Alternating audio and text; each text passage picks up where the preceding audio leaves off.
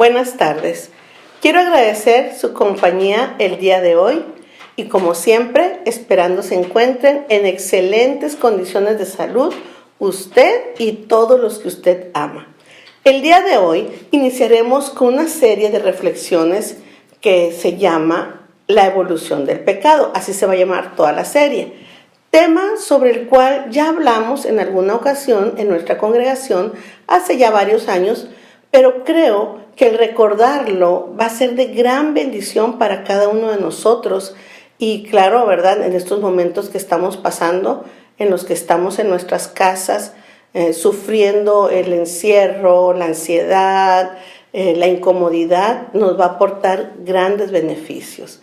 Iniciaré pidiéndoles una disculpa por las incomodidades que al estar explicando estas reflexiones podamos provocar en ustedes y en todos los que nos escuchan, porque vamos a hablar cosas muy profundas o cosas muy personales que existen en nosotros. Sin embargo, la Biblia dice que la palabra de Dios así es, que la palabra de Dios penetra hasta partir el alma y el espíritu.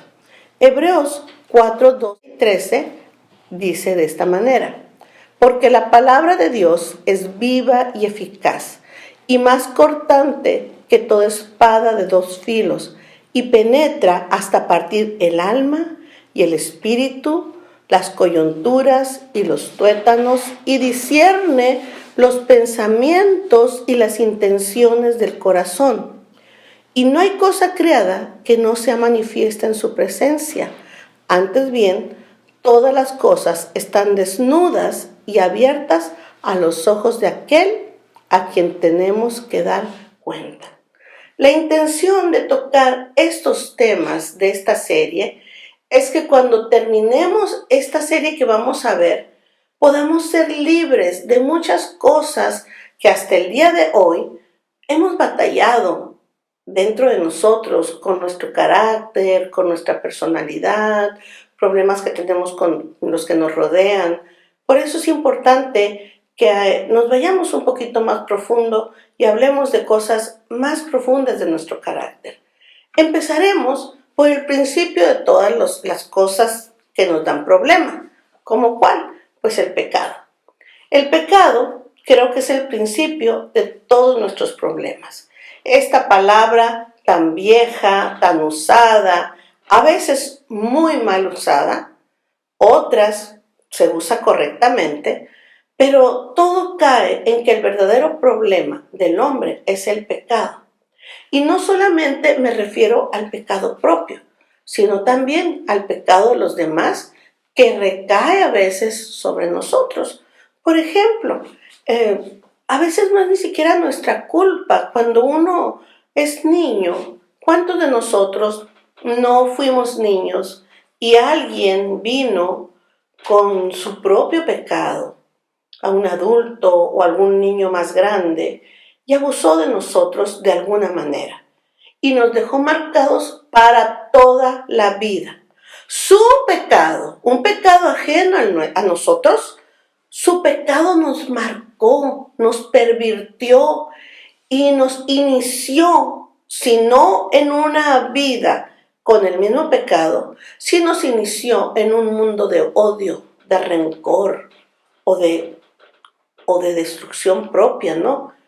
Pero ya sea que el pecado sea de nuestra propia iniciativa o porque alguien vino y nos contagió su maldad, el pecado llegó a nuestras vidas, se instaló e hizo autorrun y allí iniciaron nuestros problemas.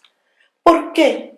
Porque una vez que el pecado se instala en nosotros y empieza a correr automáticamente, trae la muerte y la destrucción junto con él a nuestras vidas. El pecado siempre traerá muerte y destrucción junto con él. Santiago 1, 14 y 15 dice: sino que cada uno es tentado cuando de su propia concupiscencia es atraído y seducido. Entonces la concupiscencia, Después que concebido, da a luz el pecado, y el pecado, siendo consumado, da a luz la muerte. Una vez que el pecado es consumado en nosotros, siempre, tarde o temprano, dará a luz la muerte. La enseñanza tradicional nos dice que el pecado es un acto de rebelión contra Dios y que el pecado nos separa de Dios. Ahora, quiero que lo veamos desde otra perspectiva. Esto es la enseñanza tradicional de la iglesia. Si usted pregunta por qué el pecado es malo, siempre le van a contestar a usted porque el pecado es un acto de rebelión contra Dios y nos separa de Él. Sin embargo, yo quisiera que fuéramos un poquito más allá y se preguntaran desde otra perspectiva, ¿por qué a Dios le importa tanto el separarnos del pecado? ¿Por qué Dios insiste tanto en que no pequemos, en que nos alejemos de Él, en que eso no nos conviene? Como le digo, yo quisiera que la respuesta fuera más allá del por qué es un acto de rebelión contra Él o porque nos separa de Él, de Dios, aunque esto termina siendo verdad. Quisiera que consideráramos también que el pecado nos destruye. Y no solo nos destruye a nosotros, destruye todo lo que usted pueda construir, todo lo que usted ama y todo lo que usted posee. Termina con usted, termina con su familia, el pecado termina con sus hijos y hasta con sus nietos. Y mire que ya hablar de que nuestro pecado termine con nuestros nietos es decir mucho, porque pues los que tienen nietos saben que a los nietos los queremos muchísimo, ¿verdad? Tanto que los hijos a veces se ponen celosos. Por ejemplo, un ejemplo de esto, si usted fuma, vamos a decirlo así, tenga la seguridad que alguno de sus nietos en algún momento dirán, pero ¿por qué no puedo hacerlo si mi abuelo lo hace y parece que lo disfruta tanto? ¿Por qué no probarlo? O peor tantito, me voy a ir un poquito más profundo y le pido disculpas, como yo le digo, si mis palabras incomodan o son un poquito fuertes. Peor tantito, si usted como persona, su debilidad principal es ver la anatomía femenina y desearla porque pues, son muy guapas, están muy bonitas, están esculturales. Si esa es su debilidad, mi pregunta es, ¿qué va a hacer cuando sus nietas crezcan y se pongan guapas, esculturales? Y cuando usted se les vayan los pies o las patas, como dicen por ahí, cuando la vea desarrollada y guapa, y usted no pueda detener esa sensación del gusto por la anatomía femenina. Le aseguro a usted que los tíos y los abuelos que han violado a sus sobrinas y a sus nietas, en algún momento nunca pensaron que iban a llegar a este punto. Y a esto quiero llegar con esta serie de reflexiones. El pecado no se queda estacionado. El pecado crece a dimensiones insospechadas por usted y por mí y puede alcanzar hasta nuestra tercera y cuarta generación. Quiere decir que puede alcanzar a nuestros hijos, a nuestros nietos y a nuestros bisnietos. Éxodo 34:7 dice que guarda misericordia a millares, hablando de Dios, que guarda misericordia a millares, que perdona la iniquidad, la rebelión y el pecado, y que de ningún modo tendrá por inocente al malvado, que visita la iniquidad de los padres sobre los hijos y sobre los hijos de los hijos hasta la tercera y cuarta generación. El problema con nosotros es que o no sabemos, o ignoramos, o si lo sabemos, nos olvidamos que el pecado no es estacionario.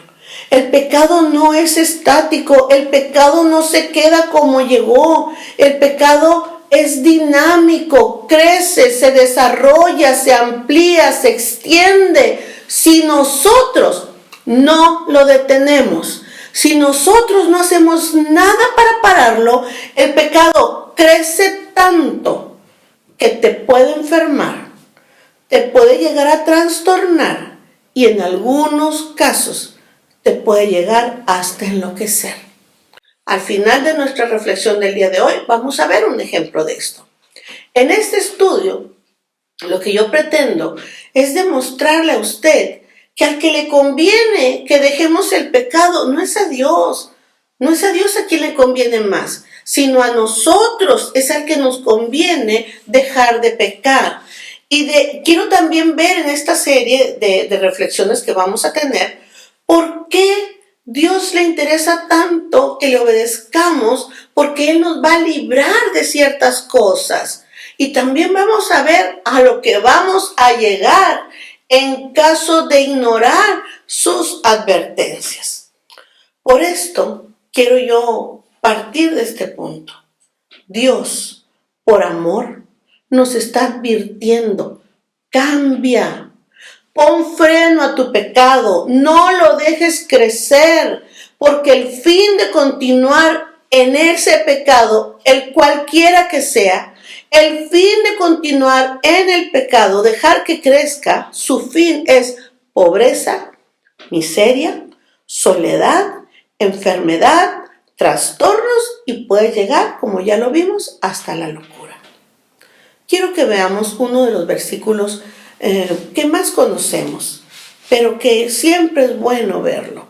Juan 3:16 al 21 dice: porque de tal manera amó Dios al mundo, que ha dado a su Hijo unigénito, para que todo aquel que en Él cree no se pierda, mas tenga vida eterna. Porque no envió Dios a su Hijo al mundo para condenar al mundo, sino para que el mundo sea salvo por Él. El que en Él cree no es condenado, pero el que no cree ya ha sido condenado, porque no ha creído en el nombre del unigénito Hijo de Dios. Y esta es la condenación: que la luz vino al mundo y que los hombres amaron más las tinieblas que la luz, porque sus obras eran malas. Porque todo aquel que hace lo malo aborrece la luz y no viene a la luz, para que sus obras no sean reprendidas. Mas el que practica la verdad viene a la luz, para que se manifieste que sus obras son hechas en Dios. Para sentar las bases de este estudio, debemos ver varios puntos. Vamos a ver 3 puntos. El primero: el pecado solo tiene poder en nosotros debido a nuestros deseos desordenados o ilícitos de obtener placer, cualquiera que sea este. No solo los placeres sensuales o sexuales, hay muchos tipos de placeres. ¿Ve? Sentimientos. El pecado solo tiene poder en nosotros debido a los sentimientos o emociones oscuras, egoístas o destructivas que no resolvamos. Y pudiera agregar un otro, pero hoy no lo voy a ver, lo voy a ver más adelante, que pudiera ser el C, debido a las necesidades que creemos tener. Digo necesidades que creemos tener, no lo voy a incluir en este estudio. El segundo punto que vamos a poner como base para nuestro estudio es que nuestros deseos desordenados e ilícitos, así como nuestros sentimientos o emociones oscuras o desenfrenadas, ¿verdad?, pueden ser frenados por nosotros, detenido todo esto, estas emociones, estos deseos, pueden ser frenados o detenidos por nosotros, o los podemos dejar evolucionar libremente hasta consumar el pecado mismo. Y con esto llegar a la destrucción o muerte de partes de nuestra vida o de nuestra misma vida en sí.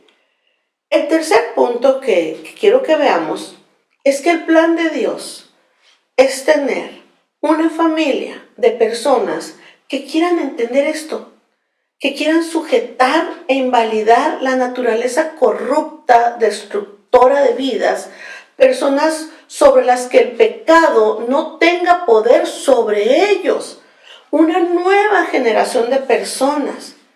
Cada persona sobre los que el Cristo ha salvado son personas sobre las cuales el pecado no tiene señorío sobre ellos, porque Cristo nos ha librado del señorío del pecado en nuestras vidas. Romanos 6:12 dice de esta manera: no reine pues el pecado en vuestro cuerpo mortal, de modo que lo obedezcáis en su concupiscencia, ni tampoco presentéis vuestros miembros al pecado como instrumento de iniquidad, sino presentaos vosotros mismos a Dios como vivos de entre los muertos y vuestros miembros a Dios como instrumentos de justicia. Ahora vean lo que dice el 14. Porque el pecado no se enseñoreará de vosotros, pues no estáis bajo la ley, sino bajo la gracia. Pero Dios no nos libra nada más del pecado, sino que nos libra de todo tipo de errores. Por eso yo les quise aclarar que no solamente eran placeres, sino también otras cosas, ¿verdad? Que sentimientos, emociones que nos pueden hacer errar el blanco. No solo nos libra del pecado, sino de otro tipo de errores. Salmos 19, versículos 12 y 13 dice de esta manera: ¿quién podrá entender sus propios errores? Líbrame de los que me son ocultos. Preserva también a tu siervo de las soberbias, que no se enseñoreen de mí. Cuando nuestros errores, cuando nuestras emociones oscuras o nuestros deseos desordenados o ilícitos se enseñorean de nosotros, de nuestra vida y de nuestra conducta, cuando uno no sujeta los deseos de la carne, quiero decirle, los deseos, las emociones, los errores, todo esto se sale de control y no tiene límites y termina afectando nuestras vidas y a todo lo que nos rodea. Nos viene a afectar nuestras formas de percibir las cosas y de interpretarnos a nosotros mismos y de entender a los demás. Viene y destruye o transforma o cambia la manera de percibir los acontecimientos que están sucediendo a nuestro alrededor. Cuando nuestros errores, nuestras emociones o nuestros deseos desordenados se enseñorean de nosotros, la gama de sensibilidad nuestra, nuestras emociones, nuestros sentimientos, la gama pierde dimensiones.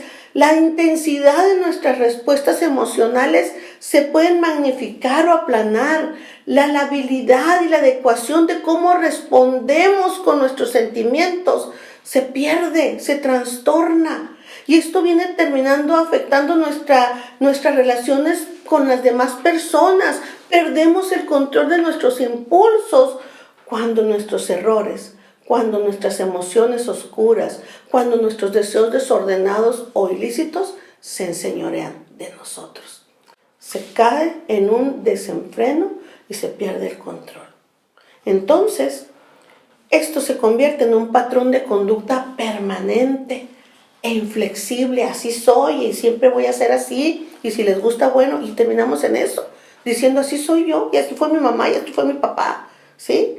Caemos en un patrón de conducta permanente e inflexible que se va a apartar de las expectativas que se tenía de nosotros. Nuestra esposa nos va a desconocer, nuestro esposo nos va a desconocer, nuestros hijos nos van a desconocer. Lo que se esperaba de nosotros, no se cumple. Y va a traer, por supuesto, grandes problemas en sus relaciones con los que lo rodean. Esto, cuando uno se cae en un patrón de conducta inflexible y permanente, que se aparta de las expectativas que se esperan de él en su cultura y que causa grandes problemas en sus relaciones, en la medicina, más en la psiquiatría, se conoce como un trastorno de la personalidad. Solamente les voy a mencionar esto, cómo lo define el capítulo 16 del abreviado, dice DSM-4, que es el manual de diagnóstico de psiquiatría, que está hecho por la Asociación Estadounidense de Psiquiatría, se abrevia DSM. ¿Cómo lo define? Es un trastorno de la personalidad, es un patrón permanente de experiencia interna y de comportamiento que se aparta acusadamente de las expectativas de la cultura del sujeto, ¿verdad? Y este patrón se manifiesta en dos o más de las siguientes áreas: cognición, que es lo que les explicaba anteriormente, afectividad, actividad interpersonal y control de los impulsos, que fue lo que describí anteriormente, ¿verdad? Pero volviendo a lo nuestro, puesto que esta reflexión no es de ninguna manera una clase de psiquiatría ni de psicología, volvamos a nuestra clase bíblica. Dios, en su amor, no desea que el pecado se enseñoree de nosotros. Dios, en su amor, no desea que esta personalidad nuestra sea trastornada y que nos afecte nuestras relaciones interpersonales, ni que tampoco nosotros afectemos a otros. Dios no quiere que nosotros salgamos peleados, que nos separemos, que nos dividamos. Dios, en su amor, busca lo mejor para nosotros. Existe una historia con la que pienso terminar toda esta reflexión, en la que podemos ver cómo la conducta, cómo el pecado de soberbia, de arrogancia de un hombre lo llevó a la locura. Cómo lo llevó este pecado fuera de control y lo hizo no considerar las advertencias que Dios en su amor le hizo. Daniel 4 y 5 empieza la historia. Es la historia de Nabucodonosor. Usted puede averiguar sobre Nabucodonosor. Fue un rey que existió, tuvo un imperio muy grande, y él empieza esta historia diciendo así: yo, Nabucodonosor, estaba tranquilo en mi casa y floreciente en mi palacio. Vi un sueño que me espantó y, tendido en cama, las imaginaciones y visiones de mi cabeza me turbaron. Me voy a brincar hasta los versículos 24 y 25. Tuvo un sueño, habló a sus sabios, y Daniel terminó yendo a interpretar. Usted conoce toda la historia y la puede leer en su casa. Cuando llega Daniel, le interpreta este sueño que lo turbó y le dice: esta es la interpretación, oh rey, y la sentencia del Altísimo, que ha venido sobre mi señor el rey. Que te echarán de entre los hombres, y que con las bestias del campo será tu morada, y con hierba del campo te apacentarán como a los bueyes, y con el rocío del cielo serás bañado, y 7 tiempos pasarán sobre ti hasta que conozcas que el Altísimo tiene dominio en el reino de los hombres y que lo da a quien Él quiere. Esta última frase creo que es clave, que lo da a quien Él quiere. Y pues Dios le advirtió a Nabucodonosor sobre esto. Lea usted más en ese capítulo. Daniel le da unas recomendaciones. ¿Qué hacer para que esto no venga? Para que Dios cambie esto que él pues ya estaba advirtiendo. Sin embargo, quiero decirle que este rey pues tenía razones para sentirse grande. Era un gran imperio. Fue un hombre que controló gran parte de Asia. Y pues es uno de los imperios más grandes que tenemos en la antigua historia, ¿verdad? Pero la última frase dice que lo da a quien Él quiere. Nabucodonosor fue un instrumento en las manos de Dios para cumplir la historia. Y aunque muchos no lo entiendan, fue un siervo de Dios. Dios lo usó como su siervo, lo consideró su siervo. Y Dios le dio esta grandeza. Esa grandeza venía de Dios. Ese poderío que él tenía, Dios se lo entregó. Y le dijo, pues, esta es la advertencia. Daniel le dio consejos, como le digo. Pero, pasado un tiempo, quiero que vean lo que aconteció. Daniel 4, del versículo 28 al 32, se los voy a leer. Dice: todo esto vino sobre el rey Nabucodonosor al cabo de 12 meses, paseando en el palacio real de Babilonia, Habló el rey y dijo, el rey andaba caminando muy a gusto por su palacio y se le ocurrió decir, ¿no es esta la gran Babilonia que yo edifiqué para casa real con la fuerza de mi poder y para gloria de mi majestad? Dice la Biblia, aún estaba la palabra en la boca del rey cuando vino una voz del cielo. A ti se te dice, rey Nabucodonosor, el reino ha sido quitado de ti y de entre los hombres te arrojarán y con las bestias del campo será tu habitación y como a los bueyes te apacentarán. Y 7 tiempos, o sea 7 años, pasarán sobre ti hasta que reconozcas que el Altísimo tiene el dominio en el reino de los hombres y lo da a quien Él quiere. ¿Por qué quiero enfatizar esto? Porque Él fue advertido, pero no le alcanzó la advertencia. A los 12 meses se le olvidó la advertencia que Dios le había hecho, que tuviera cuidado con su arrogancia, con su pretensión, con su orgullo. Se le fue hecha una advertencia por parte de Dios. Se la dio Daniel, se la interpretó, pero él nunca cambió aquí adentro. Y lo que no cambiemos aquí adentro, tarde o temprano se va a manifestar, tarde o temprano va a salir, tarde o temprano se va a manifestar en los que amamos, en nosotros y a nuestro alrededor. Quiero decirle que el rey Nabucodonosor, todo lo que tenía venía de parte de Dios. Por eso la última parte que les leí le dice, y 7 tiempos pasarán sobre ti hasta que reconozcas que el Altísimo tiene dominio sobre el reino de los hombres. Dios tiene dominio sobre el reino de los hombres. Él es el que permite las cosas, Él es el que nos da el poder para hacerlos, Él es el que nos capacita y dice, y lo da a quien Él quiere. Dios le había dado poder, Dios le había dado honor, Dios le había dado el ser rey, el ser un conquistador, pero él se ensoberbeció, su soberbia creció tanto que hasta quiso pasar por encima de Dios. No es con el poder de mi fuerza yo conquisté. Y Dios le dice, espérate. El Altísimo tiene dominio sobre el reino de los hombres y lo da a quien Él quiere. Y ahí va. Quiero continuar leyendo lo que pasó. Daniel 4, del 34 al 37. Y pues sí, Nabucodonosor pasó 7 años comiendo hierbita del campo. Si usted lo hubiera visto, usted diría, ese hombre está loco. Es un demente, se cree buey, se cree animal, pastando bajo la lluvia. Era un demente. Su pecado, su arrogancia, lo llevó a la locura. Pero Dios es bueno. Dice Daniel 4:34.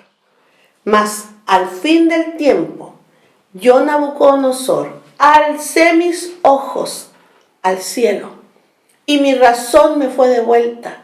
Y bendije al Altísimo, y alabé y glorifiqué al que vive para siempre, cuyo dominio es sempiterno, y su reino por todas las edades. Todos los habitantes de la tierra son considerados como nada, y Él hace según su voluntad en el ejército del cielo y en los habitantes de la tierra. Y no hay quien detenga su mano y le diga, ¿qué haces? En el mismo tiempo, mi razón me fue devuelta y la majestad de mi reino, mi dignidad y mi grandeza volvieron a mí. Y mis gobernadores y mis consejeros me buscaron. Y fui restablecido en mi reino y mayor grandeza me fue añadida. Ahora yo, Nabucodonosor, alabo, engrandezco y glorifico al Rey del cielo, porque todas sus obras son verdaderas y sus caminos justos. Y Él puede humillar a los que andan con soberbia. ¿Quién mejor que Él para saberlo? Que Él puede humillar a los que andan en soberbia. Me encanta cuando dice, alcé mis ojos al cielo y mi razón me fue devuelta.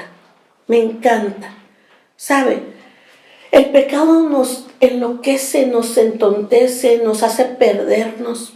Pero cuando volteamos nuestros ojos al cielo, Dios tiene la capacidad de regresarnos nuestra razón, nuestro entendimiento, el control de las cosas de nuestra vida. Cuando alzamos nuestros ojos al cielo y reconocemos como Nabucodonosor quién es Dios y que Él tiene dominio sobre el reino de los hombres, sobre nuestro reino, entonces pueden ser restituidas todas las cosas que hemos perdido por causa del pecado. Hacia ahí quiero enfocar esta serie de reflexiones que vamos a ver. Quisiera invitarlo a que me acompañe en las siguientes reflexiones para que podamos ver esto y crecer juntos. Y si algo ha perdido usted, que Dios, en su amor y en su misericordia, se lo restituya. Y que si vemos en nosotros ciertas características que nos hacen irnos viendo como que vamos perdiendo el piso, la razón por causa de algún pecado, huyamos de esto para no ver la muerte y la destrucción en nuestra vida. Muchas gracias por su atención. Espero me puedan acompañar en la siguiente reflexión. Hasta la próxima.